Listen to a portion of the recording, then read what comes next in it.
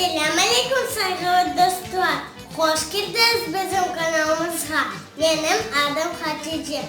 Bugün biz yapacak cevizli kabak tatlısını.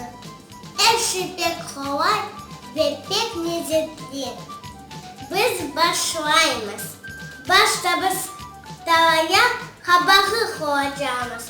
Son üstüne şeker, son ceviz nasıl bitiriz? Tekrar kabak, şeker, ceviz. En sonunda sarı yağını koyacağız. Ben başlayayım.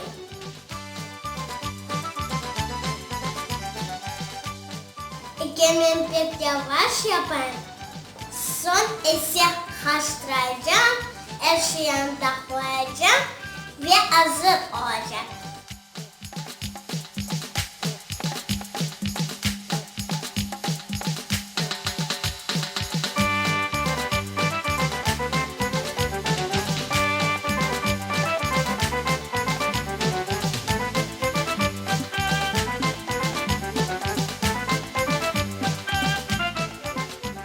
Kendi şeker koyacak. Sonra ise ceviz.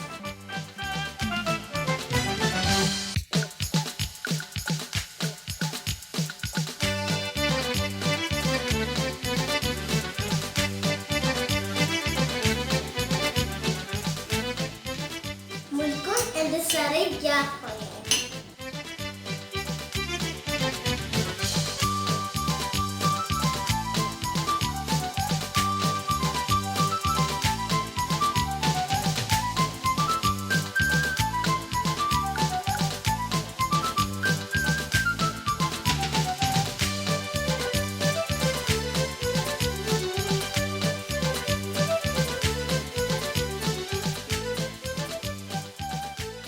Balçıklar hazır.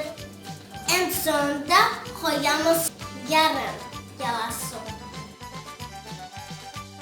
Üstünü kapatırız ve fırına koyarız. Üstünü de falgana kapattık. Şimdi fırına koyarız. Cevizli kabağı tatlısı şimdi hazır. Aç tatlı olsun balçıklar.